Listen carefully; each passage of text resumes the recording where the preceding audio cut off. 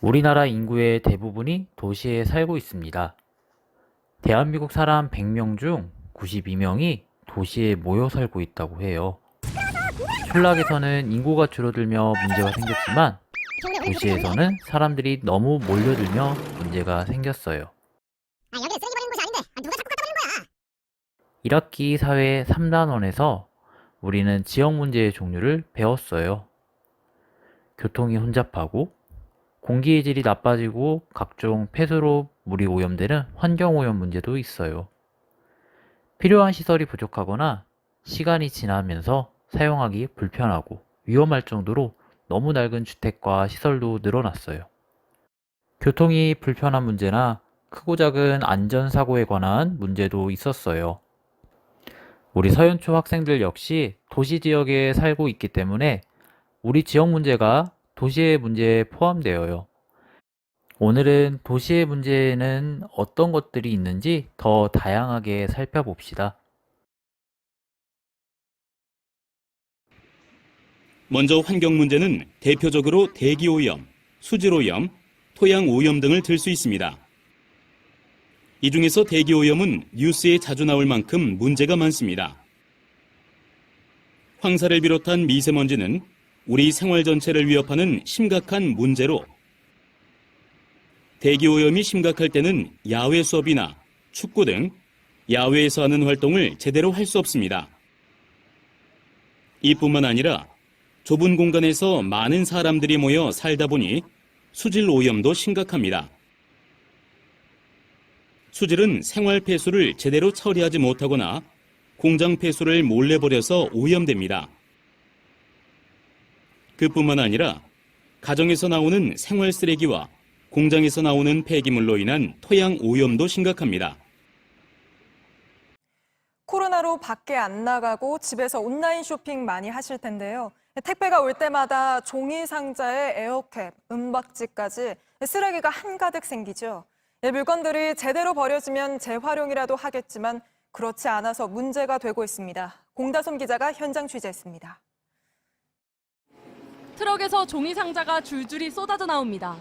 수미터 깊이의 트럭에서 퍼내도 끝이 없습니다. 트럭 한 대를 비웠을 뿐인데 폐지가 산처럼 쌓였습니다. 서울 지역에서 나온 종이 쓰레기입니다.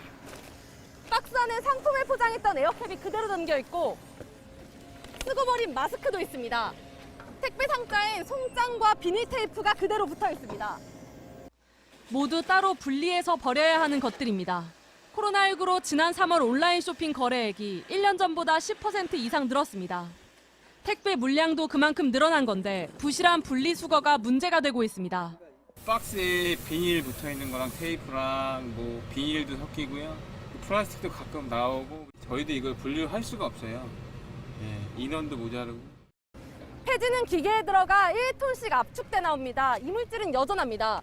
식품의 온도를 유지하기 위해 은박지로 이중 포장된 상자도 있고 종량제로 버려졌어야 될 아이스팩도 그대로 들어있습니다. 폐지가 플라스틱이나 비닐과 섞여 배출될 경우 재활용 단계에서 품질에 문제가 생깁니다. 재활용 종이나 상자의 색 등을 유지하기 위해 화학 염료를 넣어야 하고 환경에 악영향을 끼칠 가능성도 커지는 겁니다. 전문가들은 택배 상자는 송장과 비닐 테이프를 제거한 후 버려야 하고 알루미늄 등 금속이나 비닐로 코팅된 종이도 따로 처리해야 한다고 충고했습니다. JTBC 공다솜입니다. 우리나라 도시 주민 한 명이 만드는 쓰레기의 양이 매일 1kg에 달한다고 해요. 종량제 봉투에 담긴 쓰레기의 절반이 재활용 가능한 것들이지만 그냥 버려지고 있어요. 이렇게 모인 쓰레기들을 처리하기 어려워 그냥 쌓아두게 되고 우리나라에만 235개의 쓰레기산이 생겼다고 해요. 이러한 쓰레기들은 수백 년이 지나야 썩기 시작할 수 있고 그동안 환경을 오염시켜요. 세균, 바이러스, 중금속이 가득한 쓰레기가 토양을 오염시키고 땅속의 지하수를 오염시키고 불법으로 태우면 건강에 아주 해로운 물질들이 나와요. 이렇게 퍼진 쓰레기들은 결국 돌고 돌아 우리 몸으로 들어와요. 특히 미세 플라스틱 문제는 아주 심각해요. 바닷속, 땅속 곳곳에 퍼진 미세 플라스틱들은 이제 우리가 먹는 물과 먹거리에 섞여 우리 몸으로 들어와요. 일주일마다 한 사람이 먹는 미세 플라스틱이 신용카드 한 장과 맞먹는다고 하니 쓰레기 문제와 같은 환경 문제를 서둘러 해결해야겠죠. 도시에서는 환경 문제뿐만 아니라 주택 문제도 발생하고 있습니다. 도시에는 인구가 많이 살지만 많은 인구에 비해 주택이 부족하여 주택 부족 문제가 발생합니다. 또한 주택 가격이 비싸서 사람들이 자기의 집을 마련하기가 힘이 듭니다. 혹시 지옥고라는 말 들어보셨습니까? 이 지옥을 연상시키는 이 단어는 반지하 옥탑방 고시원에서 한 글자씩 따서 만든 단어입니다. 전국 청년 가구 중 이 지옥고에 사는, 그러니까 주거 빈곤 상태에 있는 가구는 45만 가구에 이르는 걸로 나타났습니다. 특히 서울에서 홀로 사는 청년 중에서 10명 중 4명꼴에 이른다고 하는데 그 실태를 최규진 기자가 취재했습니다. 비 내리는 공원에 노란색 컨테이너가 놓여 있습니다. 3평 남짓 공간은 텐트와 옷가지로 가득 찼습니다. 35살 이희성 씨가 지내는 공간입니다.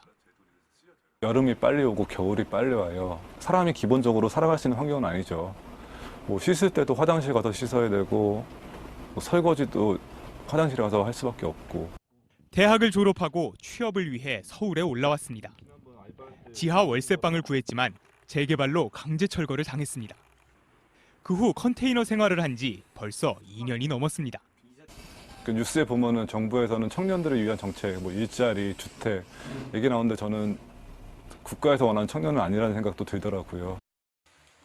옥탑방에 살던 37살 윤성노 씨는 3년째 교회 쉼터에서 지내고 있습니다. 대리운전을 하며 기본 생활비를 쓰고 나면 보증금과 월세를 마련할 여유는 없습니다.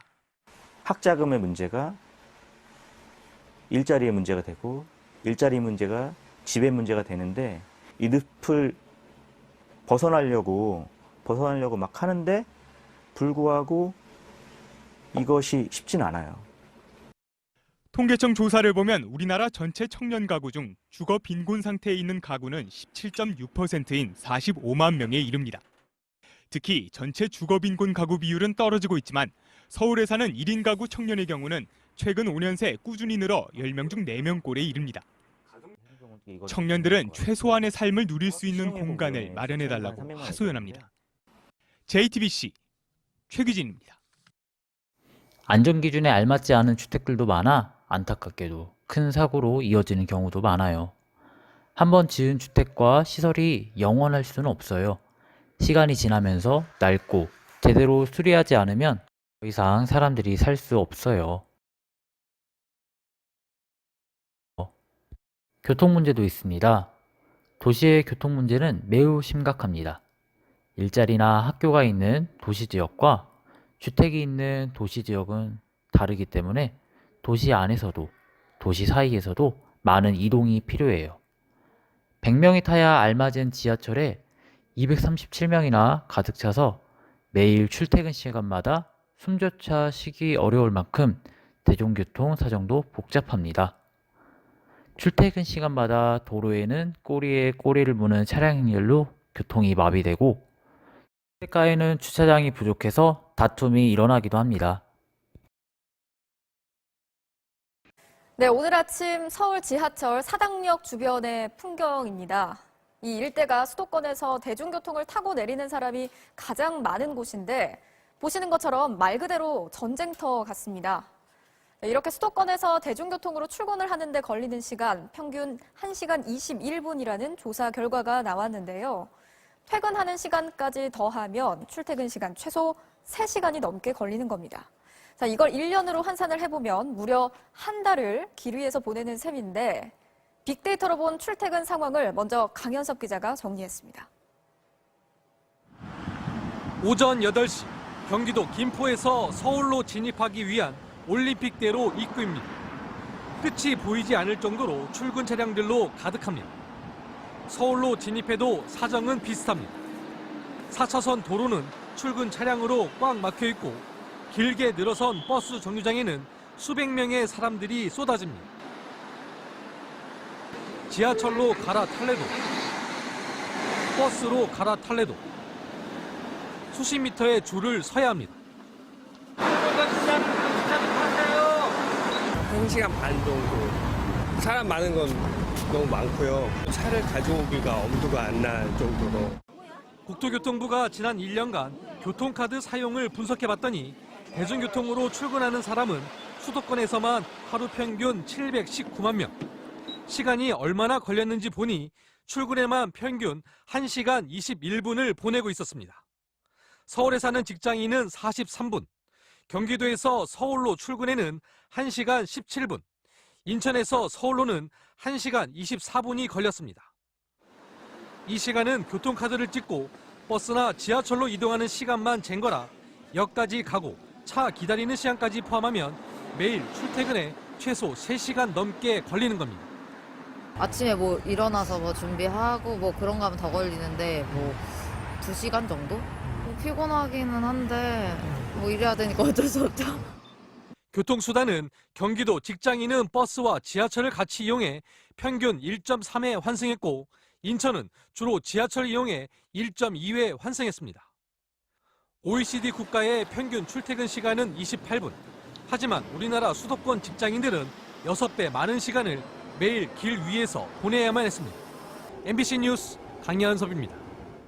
자동차가 많아지며 자동차의 배기가스 양도 많아져요. 이것 때문에 미세먼지와 같은 대기오염 문제도 심각해집니다. 그렇기 때문에 교통 문제와 함께 환경 문제도 해결해야 합니다.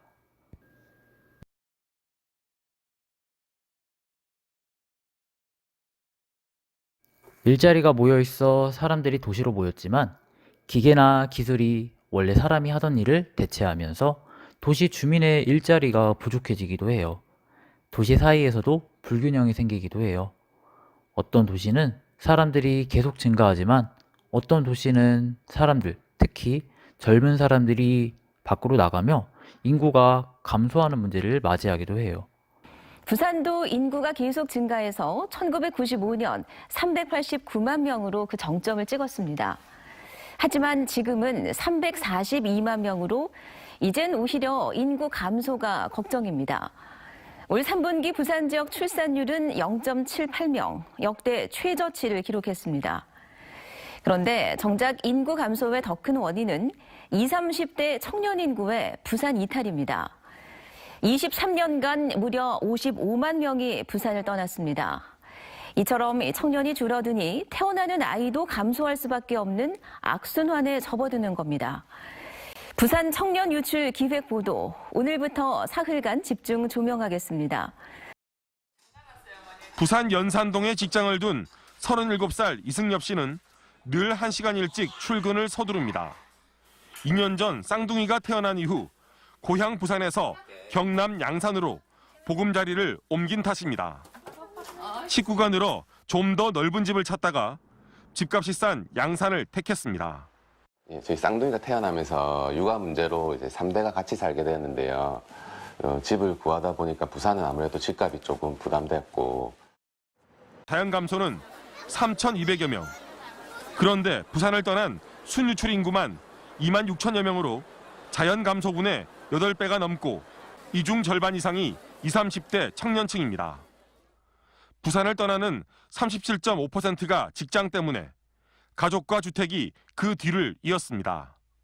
따라서 양질의 일자리를 제공할 수 있는 기업의 유치를 통해서 청년층 인구의 순유출을 막는 것이 지역경제 활성화의 큰 과제라고 볼 수 있겠습니다.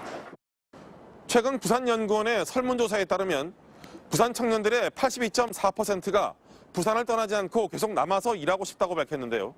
결국 일자리와 내집 마련 등의 이유로 많은 청년들이 부산에서 떠밀려 나가는 것으로 분석됐습니다.